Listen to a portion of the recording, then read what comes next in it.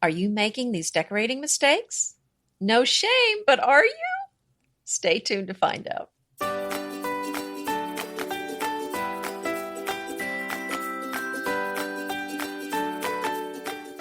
Welcome to Decorating Tips and Tricks. I'm Anita Joyce with Kelly Wilkness, and this is episode 325, Decorating Mistakes, Tips to Avoid or Fix Them. And the show notes for today's episode can be found at decoratingtipsandtricks.com/325. Boy, haven't we made a ton of decorating mistakes, Kelly? Yikes. Wow. Well, anytime you actually do something, you might make a mistake now and again. So that's so true, Anita. No shame. But hey, there are mistakes that are made. And I don't know, sometimes you don't even know you made one. Or you just got so used to looking at it that you don't change it. So today we're going to shake things up a little bit, have you have some new eyes on what's going on in your houses and see if any of these mistakes are looming and teach you how to fix them. And if you're building or redecorating, teach you how to avoid them. Well, I feel like if you're not making mistakes, you're not learning. So I don't think it's a bad thing. Just hopefully it's not a big ticket item when you make a mistake. Yeah, that can be painful. Well, my first thing would just be don't decorate without a plan. You wouldn't build a house without a plan. Don't decorate without a plan. Doesn't mean you have to pull out the graph paper, but you need a plan. Don't just do it willy-nilly. It's kind of like when they say don't go to the grocery store hungry. Don't go shopping with an itch to buy without a good plan. Well, I do plan, but I don't know that I fully flesh it out. A lot of times I'll start because I may have some ideas about what I want in the room, but maybe I can't find exactly what I'm looking for. So often my plans change a lot during the process. Oh, yeah, that's okay. I'm not saying you have to stick to a plan that you've written down or nothing's written in stone, but you need to have a plan. The last thing you want to do is look around and be like, you have all these disjointed things because one day you were feeling modern and another day you were feeling French country and another day you were feeling some other way. And really none of the things work. So I would say you need to formulate a plan. Do this by going through magazines. Do this by creating Pinterest boards, getting a feel for what you really like, and then executing it over time. Don't decorate all in one day. That's a bad idea. Right. Oh, no, that's a good idea. And I think, buying some things that can be returned if you need to, that helps. I mean, think of it as, is it reversible? So if it's reversible, meaning maybe it's something easy to return, then maybe you don't have to think through those decisions so much. But if it's something like a big piece of furniture you're ordering online that's going to be shipped to your house, that's going to be expensive to return, that's the one that you really want to think about a lot before you, go ahead and pull the trigger. Yeah. And then let's talk about lighting. Lighting is so important. I emphasize it over and over again and through the course of many episodes, but not enough lighting is a bad idea. Only overhead lighting is a bad idea. If you've got that going on in any of your rooms, that is such an easy fix. Add a lamp. If it's only overhead, go get like 3 or 4 table lamps. Get a floor lamp. You need to have some sort of lighting for each of the seating areas, right? You don't want to be relying on only overhead lighting, and particularly if it's overhead lighting that's not on dimmers. And you don't have to have it all this glaring, ready to perform surgery type of lighting. 40 to 60 watts for table lamps is plenty. If you need some task lighting, then maybe you want a little bit more. But in a living room or a den or something like that, family room, you really don't need it much brighter than that. I know it's super confusing now with the new light bulbs and all that. Mm-hmm. So many choices, but you don't even know what it means. It's like, all I know is I don't want the curly ones, just like, no. Those are the worst. Oh, that's so bad. I hate those. So bad. But, that would be a super dry episode. We'd have to tell jokes or give away something really good. If we did one on light bulbs? If we just did one on wattage light bulbs. There's a lot of small little topics. We probably should do a compilation episode with a lot of little ones like that. Oh, that's a good idea. Okay, write that down. Somebody write that down. Remind us. So because that, I you know how I love those pink light bulbs. But even now, purchasing the pink light bulbs, they're really not the same as the pink light bulbs you could get 10 or 15 years ago. True. They're different. Yeah, that's The true. light is different. It looks the same. It has that pale pink on the exterior, but they're really not working the same way. That I think it was a Sylvania pink that was so great. And I think that's been outlawed.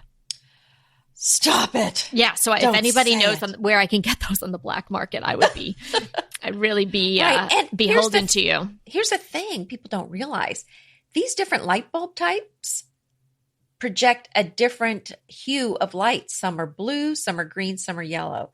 So they do really make a big difference what kind of lighting you are using. But I want to go back to your thought about the dark room and how you don't want a dark room. And you suggested adding more lamps to the room, which I think definitely is one of the first things that I would do.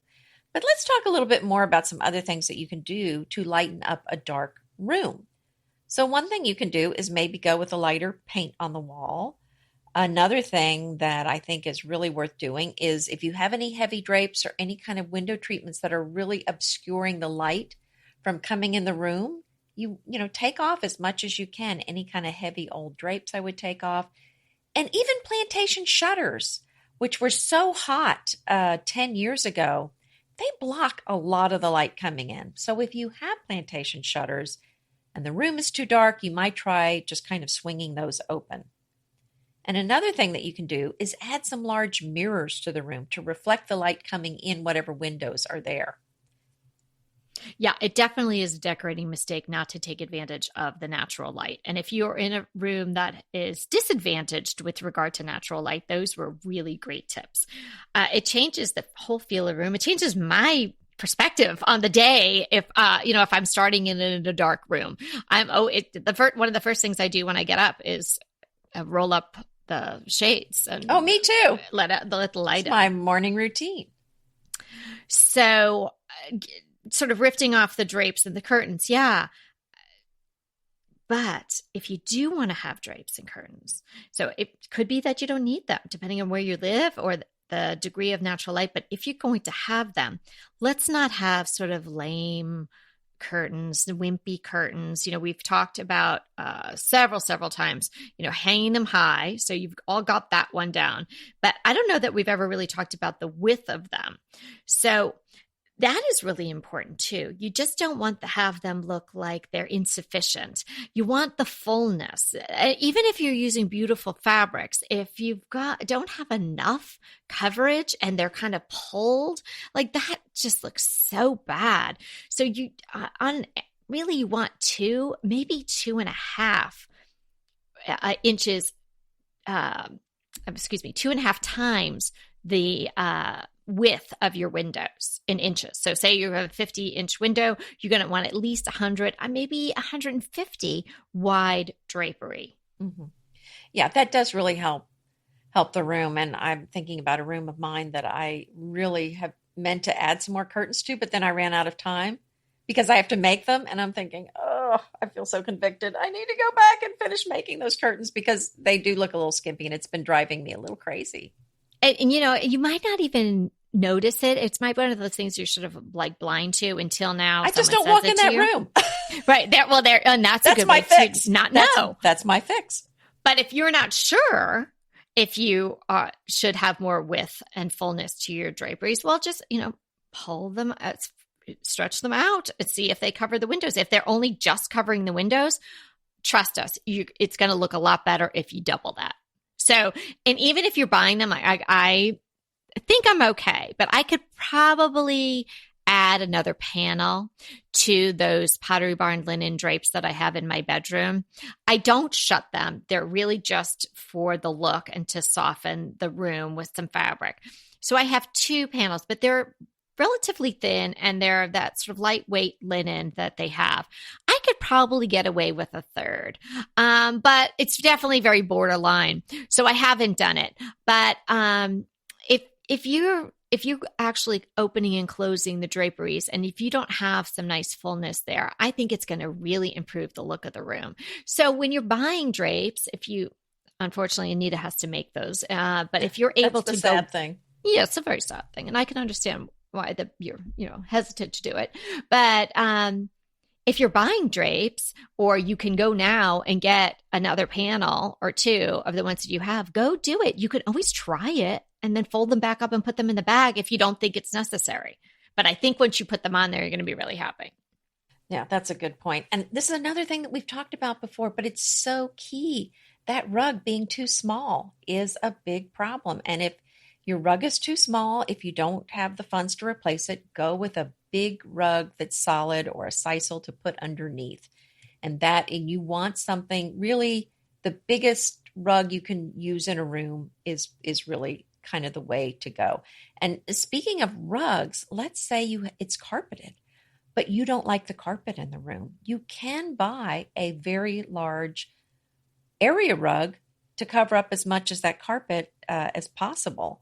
And that I've seen it done. And the flatter the carpet in your room, the better this is going to work. But you can, put a big area rug over it, and then you're not going to notice that carpet that you don't really like. Right. I mean, you could definitely do those, particularly if it's a natural colored, solid carpet underneath, wall-to-wall carpet underneath. It's not the most ideal situation, but you're kind of treating the wall-to-wall carpet like it's a hardwood floor. And you could definitely get away with that if it's really something you don't like, or if it's something that you feel like you got it cleaned, but you just don't feel like it's, to the level that you would want it to be if you've got kids or people that are going to be relaxing on the floor, watching TV or something like that. I would definitely think that you could do that. One just thing to keep in mind, the rug that you have should be sort of 18 inches off any molding or wall. So that's how big you'd want it to fit a room. And then you want to have your furniture be able to sit on top of it comfortably, not like as if it's hanging on to the edge of a precipice or something like that. Where just the front legs are just barely on. I mean, that's kind of the bare minimum, but it's kind of a little skimpy looking. It's better to have it a little bigger than that. Yeah. And something you should think about is don't underestimate the power of one bold piece of decor. Oh, yes. There's something to be said about something that just shakes up a room, or something that is just, sort of adds a little bit of that tension, or just makes it so different and makes it so unique. So not that you have to go out and buy something super expensive or buy something that's totally not your style to shake it up, but maybe something you love, but it's on a much bigger scale. And it can be something as useful as a really, really big leaning mirror, or it could be a really fabulous piece of statuary, or it could be a piece of art. It could be a giant vintage bird cage or something like that. I mean, it could be anything, but doing that, adding a bold piece like that, something unique, something slightly unexpected, something in its scale as being unexpected, just, like I'm saying, just something that's sort of normal, but much bigger, can do so much for your decor. So we had an episode a long time ago just about being bold in your decor. And there was a lot of good tips about, how to do that. Lots of times a room could be really, really beautiful, but it's sort of playing it safe. So it's beautiful. It's kind of like model home beautiful, but adding something really different and something bold can take it to that whole other level. I totally agree with you, Kelly. I feel like it's important to have some sort of wow element in every room, and that is going to elevate it and give it just some oomph, some personality. And I think it's very worth it. I mean, if you're on a budget, obviously you can't do that with everything in the room, but really just one. That's going to be the one thing that you enjoy in the room. That's going to be what other people notice when they come into the room. And adding, and another idea that I was thinking about that we just covered is faux flowers. And so there's a great variety in faux flowers and quite a range in nice ones and not so nice ones. So if you have faux flowers or faux plants at your house, I want you to really take a critical look at them and see if you feel like they are cutting the mustard. If they're nice looking, great, keep them. But if they're not, get rid of them. And if you need some sources for some faux pieces, we did a whole episode on that, and we'll link to it in the show notes. Yeah, so no need to go into that because we've already covered it. Oh, yeah, we covered that really thoroughly. I thought that was I learned a lot. I did too. Continuing with that thought, not just getting rid of faux flowers that may have lived beyond their prime or, stayed in your home beyond their prime. Any extra furniture that you have. It is a big decorating mistake to have too much in a room. And, you may not think that you're doing it, but you might be, because almost everybody does it. I've done it. I probably am doing it right now because I love a lot of stuff. Really take a hard look at your rooms and take things away. You can always put it back. I'm not saying take it out and put it on the curb with a free sign on it. Just move it out of there and see if you like the room better. It is probably the most common decorating mistake is to have too much stuff. Yeah, and speaking of too much furniture in the room, I think also about the fireplace. And whenever, I'm helping a client, it seems like that is the thing I see most often is rarely is there too little on the fireplace mantle. Typically, there's too much. So I think that's something kind of look at that and just kind of look at it, take a picture of it and think about, is there too much stuff on here or does it look balanced to me? And if you're not sure, take some things off. Look at it, photograph it, step back, maybe call a friend and see what you think about it. And maybe just try something a little different for a day or two and see what you decide looks best. Yeah, I like that idea of trying something new. Another decorating mistake is just getting stuck in a rut. This is the way I've always decorated. These are the colors I've always used. And I don't know, somehow 20 years just went by and I'm still using the same stuff. Well, some of it might be fantastic. Some of it might be really personal. Some of it might be great vintage stuff. Some of it might be very expensive stuff. But some of the things that were, just added for, sort of inexpensive decor, if those sorts of items have been around for a long time and they're really defining your look, it might be time to give those items a hard look and send them on their way. Because, maybe you don't want to be decorating the way you did 10 years ago or 5 years ago. And it might just be the case of removing those items rather than keeping this is what I had, so let me add some more of that. All that scrolly metal stuff. Oh my gosh, I went hard for all that scrolly metal stuff. It was so inexpensive. Remember the scrolly metal wall hangings, the scrolly metal in the chippy frame, the scrolly metal candlesticks, all that stuff. Well, it's interesting you say that because I think about one of the biggest decorating mistakes I used to make is that if the room didn't look right, my solution was always to add more stuff to it. And that is actually a big decorating mistake. If the room doesn't look right, before you start throwing stuff at it, look and decide if something needs to come out. Maybe some things in the room are fighting with each other. Maybe there's something in there that's dated, something that doesn't really belong. So I would step back and just think about if something needs to be taken out before you add anything. And for example, one of the things I know, one time I had, back and we talk about our Tuscan phase. So back when house was all, I know you think you didn't have one. I didn't have that. You did, but you called it something else. But okay. Anyway, so a rose is a rose by any other name. Yeah, okay. So my walls were gold and my furniture was red, but I really wanted more of a Swedish look with wait a minute, I had gold blues. Walls. You do now? No, I said, wait a minute, I had gold walls and red furniture. Yeah, but it wasn't Tuscan though. But it wasn't Tuscan. Yes, well, there you go. Yeah, well, whatever. But I decided I didn't want the gold walls anymore. And I started putting more and more things in the room when really the solution was I really needed to paint the walls, but I didn't want to deal with it. I didn't want to face it.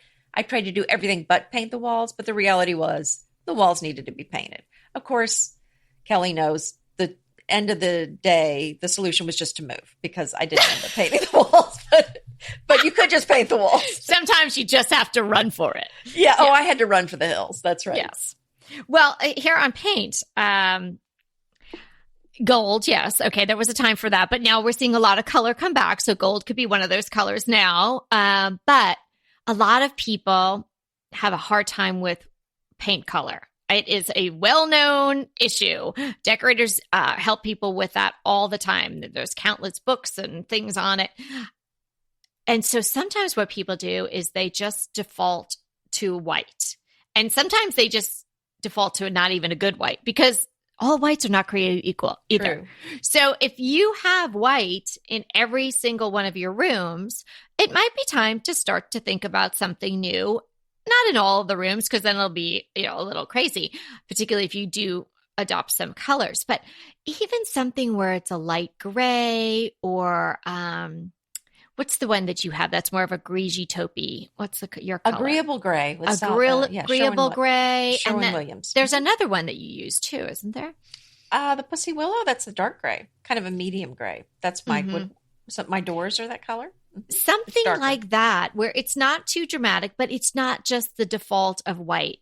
Kind of the white that they'll spray an entire apartment, that white. It's clean and it's fine, but it might not be doing anything for your decor. So it would be a decorating mistake just to default. If you've spent your time and done your homework and selected your perfect white, like my house is a lot of it is white. I mean, I would say most of it is white, but I took a long time to choose that right white, and I'm really happy with it. But I also have grays working in my house. I have some wallpapers. So if your whole house is white right now, and it was because you kind of gave up a little bit, maybe it's time to revisit it. Mm-hmm.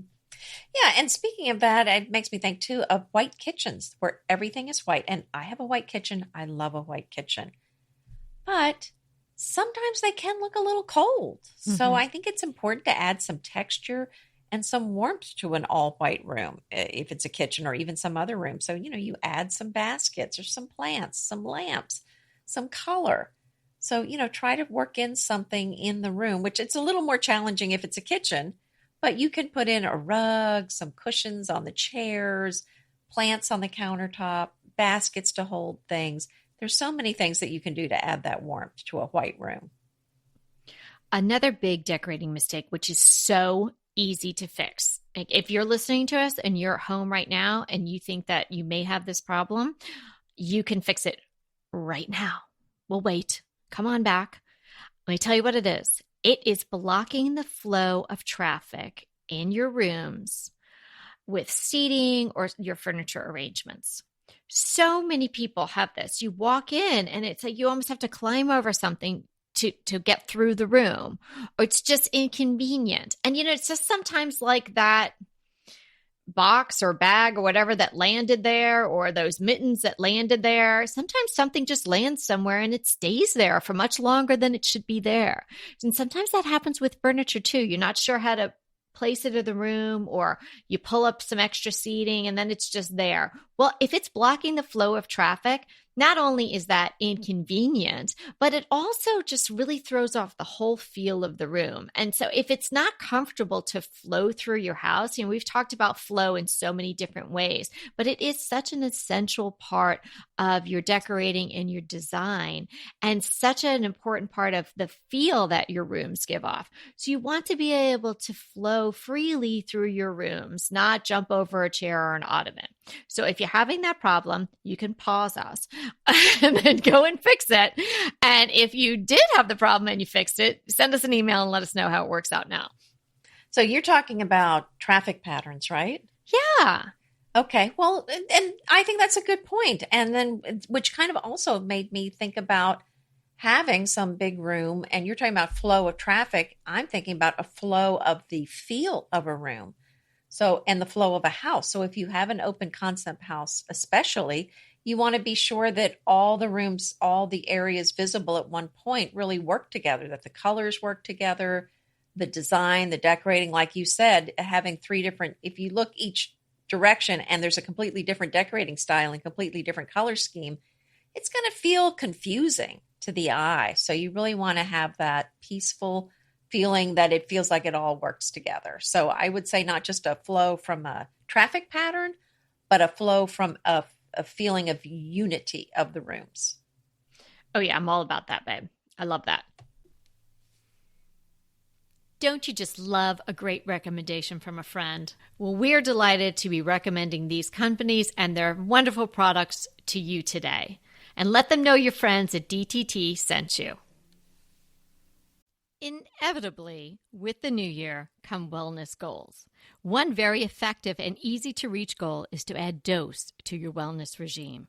Dose is expertly formulated organic wellness shots that support your liver in one delicious drink. Formulated with ingredients clinically shown to support liver health. Potent turmeric, milk thistle, and ginger. There's 0 sugar and 0 calories. Did you know that your liver performs over 500 special functions? Since I learned all that my liver is doing, I started with Dose to support all those vital functions. I take a shot of refreshing Dose 2 times per week to combat everyday toxins from food, meds, alcohol, and unhealthy air. Since starting with Dose about a month ago, I am definitely feeling an overall improvement in my health. So if you want to give Dose a shot and invest in your health like I have, Dose is offering DTT listeners 15% off your first order, plus an additional 15% off if you subscribe for a monthly delivery. That's 30% off your first order. So go to dosedaily.co/DTT and use the code DTT. That's dosedaily.co.co/DTT and use the code DTT. Green Chef is a delicious delight any time of year, but especially during the holidays. What a wonderful vision to behold as the Green Chef boxes on your doorstep. Green Chef is the #1 meal kit for eating well. And it makes eating well so easy with plans to fit every lifestyle, whether you're keto, paleo, vegan, vegetarian, gluten-free, or just looking to eat a more balanced diet. So let Green Chef take the work out of eating clean this holiday season. And if you've got guests coming, shop Green Bundles. They're now available at the Green Market. It's your one-stop shop for nutritious grab-and-go breakfasts, including vegan options, brunch kits, wholesome lunches, ready-to-eat snacks, veggie sides, and more. You can feel your best this December and do your best with Green Chef because they offset 100% of the delivery emissions as well as 100% of the plastic in every box. Go to greenchef.com/60DTT and use the code 60DTT and get 60% off plus 20% off your next 2 months. greenchef.com/60DTT and use the code 60DTT to get 60% off plus 20% off your next 2 months. You know what, you guys, just take the blinders off. And we all have them on. It's not like Anita and I are sitting here, wide-eyed and everything's perfect. We too sometimes have to go, oh, that's too much. Or, I need another drapery panel. Not sometimes, like every day. Right. So we're all in this together and it's all a process. But, and sometimes you get one room and you're like, yeah, that feels good. But maybe another room isn't up to snuff yet. So it's so easy everybody's so busy just to keep walking by that extra chair or jumping over that ottoman or, what are some of the other things we talked about? Getting used to just having plain white walls or, the rug is too small or gosh, drag that lamp over here because there's not enough lighting when I sit in this chair. You just kind of get used to living like that. So after listening to this episode, look at your rooms with fresh eyes. Are you making any of those decorating mistakes? You ask yourself, am I making any of these decorating mistakes? And like Anita said in the beginning, there's no shame at all because we're all doing it. It's just now you have an opportunity to look at it in a new way and make the adjustments to fix it. Right. And I'm thinking too about artwork. Is it sized the right size for the wall? A lot of times I see artwork and it's really too small for the wall that it's on. And I kind of went through this at my house where I had some artwork and pillows and rug, and it was all the right color, but I just thought it was a little too cute for the room. And so I felt like it was just, just too precious. So I kind of mixed it up and redid things so that it doesn't matchy as well as it did before. But I just liked the tension a little bit more. And I just feel like it was, I don't know. It's just kind of one of those things where you really want to make sure that you're not choosing the artwork just because it's the right color for the room. I chose something that really was not the right color for the room, but I love that big wall panel that I talked about getting, the wall hanging at Wisteria that I got. Yeah. And it didn't really go with some things in the room. So I just changed out the pillows, and it doesn't matchy perfectly, but it really feels great to me now. It's one of my favorite looks I've ever had in the room. Oh, it is really beautiful. If anybody hasn't seen that, you should look on Anita's blog or over to Instagram. It's really lovely. Yeah. Okay. You mentioned something and I kind of went cringe. If you've got too many cutesy things going on, or you've got too many reproductions of things going on, you might want to cull out some of that stuff. I think if you have one item or something galvanized that, isn't really a vintage item, but, it's a reproduction, looks pretty good, or you've got a few things, it's okay. But sometimes we get carried away with items like that. You're at a store and, it just all looks so cute together on the shelves. Oh, that's going to look great in my house too. And so you bring several items home. They're also be usually priced pretty reasonably. So it's like the pain threshold is pretty low at getting a number of things like that. And see if you're drawn to those things, you may be drawn to them over and over again over a period of time. And then you might not even realize you have too many of them. And all of a sudden there's just like, there's the word sign next to the little animal thing, and it's near a pillow with words on it. We know how you feel about those word signs. I'm trying not to say the fresh egg sign, but you know what I'm saying? So if you've got I think too I much do of know that what you're going saying. on, I think you need to rethink it or spread it out or give it away. Yeah. And in fact, I was just thinking about how I like to move things from one room to another, and how that's a great way to kind of mix things up if you're feeling like the room feels stale, which kind of relates back to what you were saying. If you haven't moved things around in 20 years, or really maybe in a couple years, that it's going to feel boring and stale to you, and to kind of mix it up. And you can just move things from one room to another without even buying anything, if everything's kind of the similar color palette and similar style. And it kind of reminded me of those old HGTV shows where they would redo a room, and they would, do it. I think maybe it was with that decorating on a dime or something. And they would pull things from all over the house to put in that one room. Do you remember watching shows like that, Kelly? I would be lying if I said I did. Oh, you didn't watch those? I can't lie. I really never watched any HGTV shows. Okay, well, I would watch them, and I would always think, okay, now this room looks great. You've pulled everything from the whole house into this one room. It looks fantastic. And I'm thinking, I just had this feeling that if I then went to the other rooms in the rest of that house, that they would just look kind of bare. Yeah. Because they had taken so much from the other rooms. But then that's fine. That gives you an excuse to go buy some things. But anyway, I think that's a great solution for that stale feeling. If you are on a budget, just to move things around, and you'll be amazed at how fresh the room can feel that way. Oh, yeah, agreed. And we do that all the time. And it's really actually so much fun. And, there is the thrill in shopping your own house. It's akin to the thrill that I get when I'm driving up to a great estate sale. Like, whoa, this is going to be great. It's going to cost me a lot of money, and it's going to be fun. So yeah, I definitely encourage everybody to do that. Too many pillows, we sell pillows. You cannot say that. No, you cannot say that. You must. I would rather have one.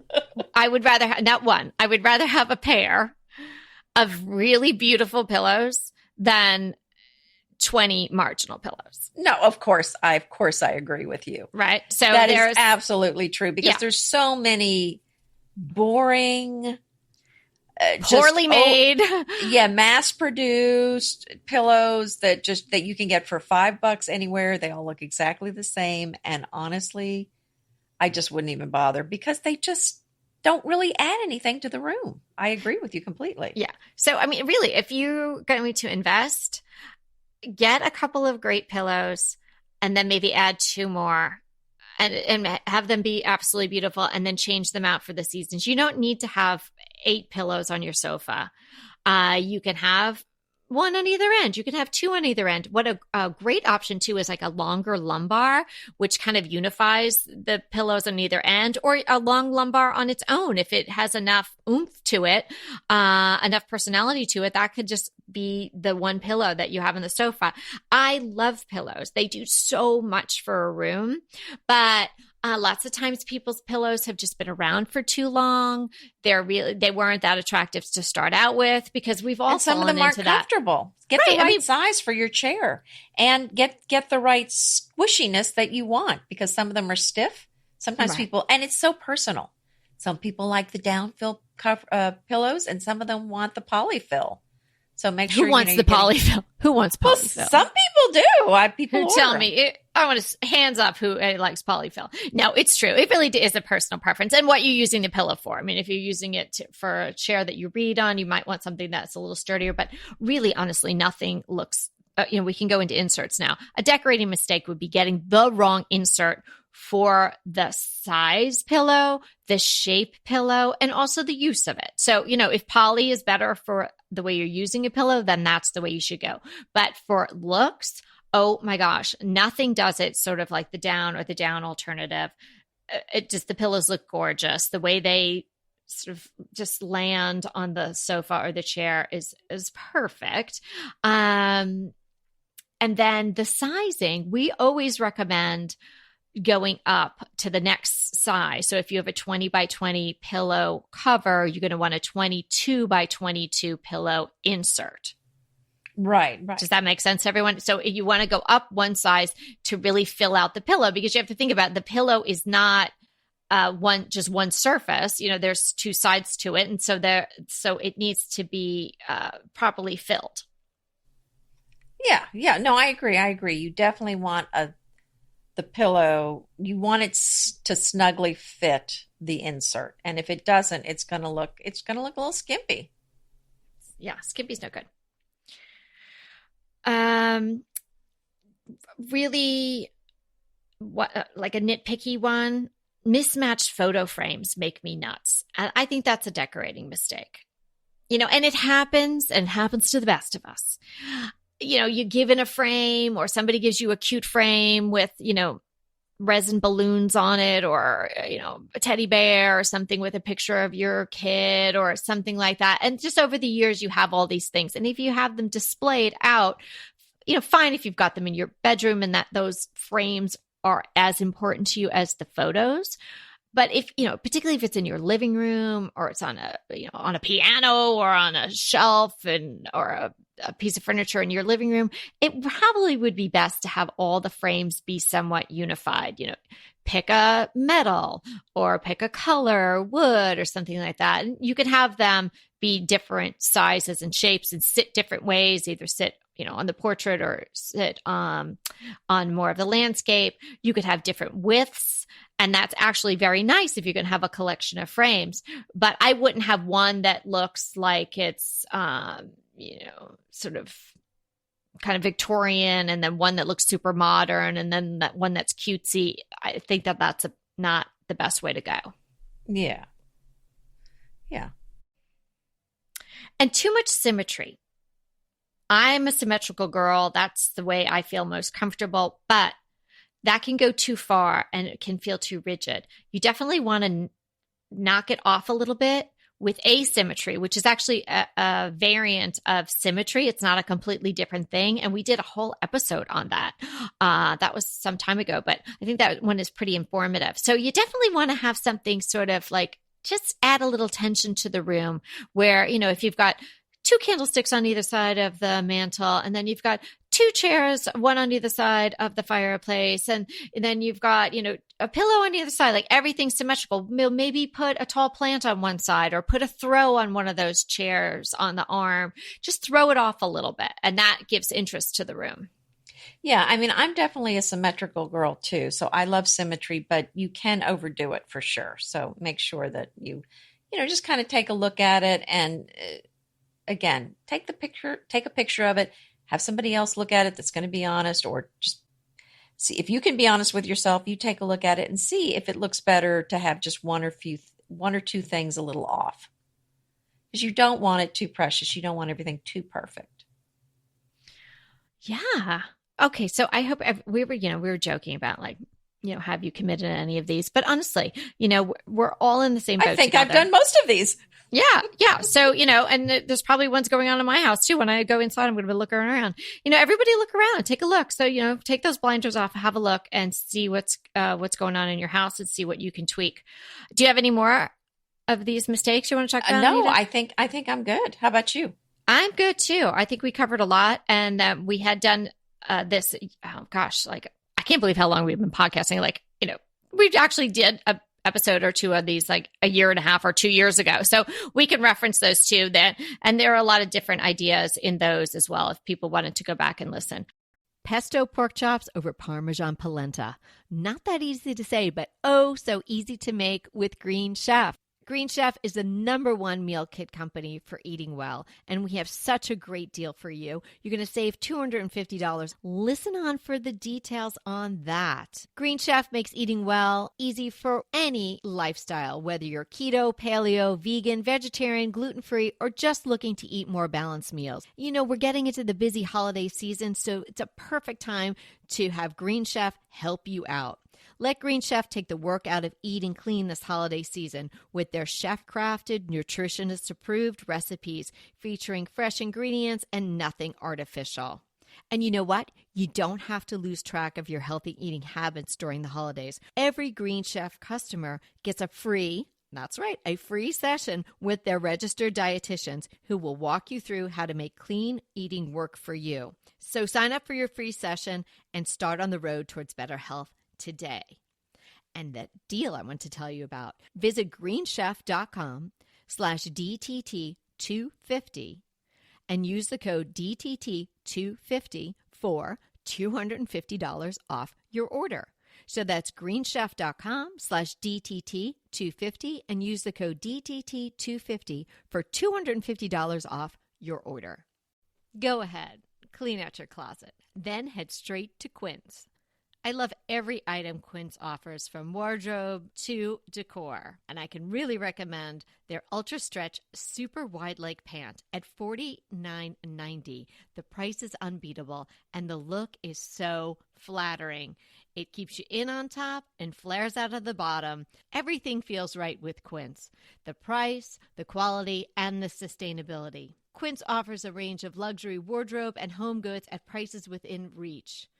And like Quince's clothing, their home goods are priced 50 to 80% less than similar brands. Quince only works with factories that use safe, ethical, and responsible manufacturing practices, along with premium fabrics and finishes.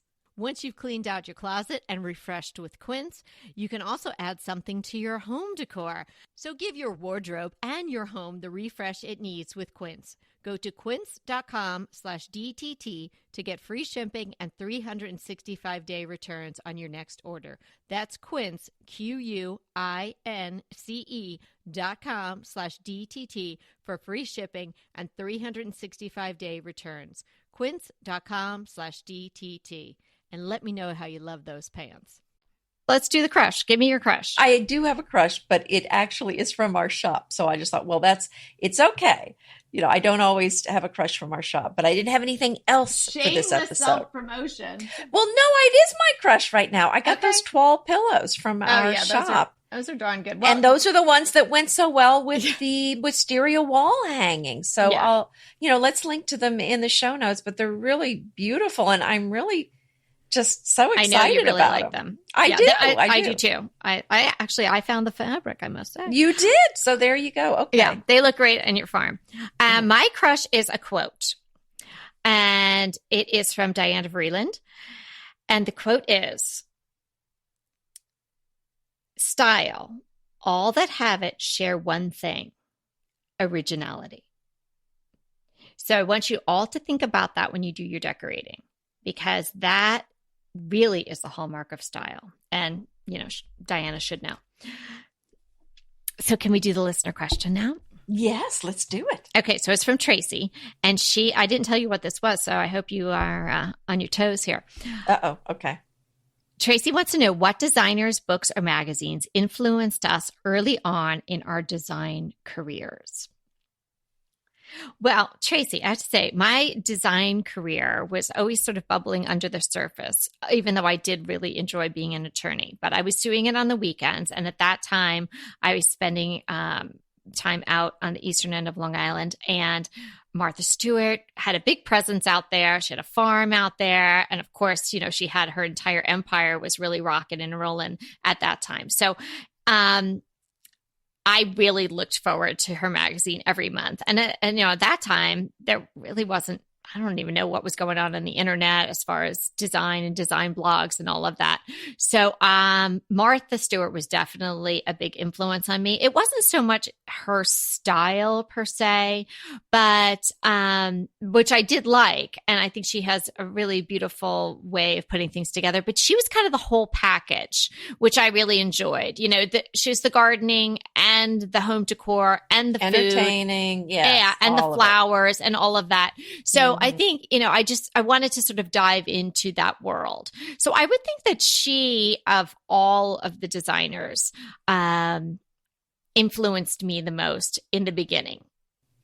Well, that's a good point. I mean, I wasn't going to say her, but now that you say that, I mean, she certainly did influence me, not so much in decor, but I just absorbed every, bit of information that she provided as far as just, like you said, gardening, entertaining, putting things together. She had so many great ideas. Probably early on in my decorating, at some point I decided I really, just of all the decorating styles, my very, very favorite was French. And once I made that decision, then, my direction was set. And I really looked a lot to Charles Faudré. And his designs now, looking back, I think they feel too layered, too, a little over the top and a little much for today's sensibility. It wasn't that long ago, but just looking, but things have really streamlined a lot in decor. So I love still to go look at his designs. He's passed away, a few years ago. And I love to look at his designs and pull out pieces. And everything in his room is the real thing. Everything in it is exquisite on its own. And then he puts it together. So I would say he's definitely the one that influenced me the most. And really, to this day, still influences, my decorating style. Although, like his curtains and drapes were, a little more than people do now. But anyway, definitely a lot of influence there. Great. Okay. So, obviously everybody knows Martha. I don't know how many people know Chuck. So maybe we could put a link yes, of course, in there in the show notes. That would be great. Mm-hmm. So yeah, super fun today. Thanks for hanging out with us. And we, are here to help you too. So if you have any decorating issues or mistakes that you want to bounce around or something you're not sure if it's a mistake or not, feel free to give us a shout out and email us at decoratingtipsandtricks@gmail.com. Remember, we are here to inspire you to create a beautiful home. Until next time.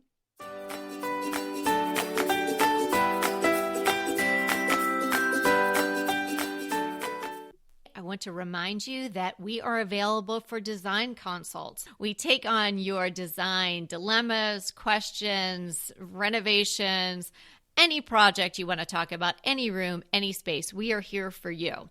And we really do enjoy doing these. And I think we've helped people a lot. So if you want to sign up for a consult, head to the link in the show notes. It's decoratingtipsandtricks.com/consult. We hope to talk to you soon.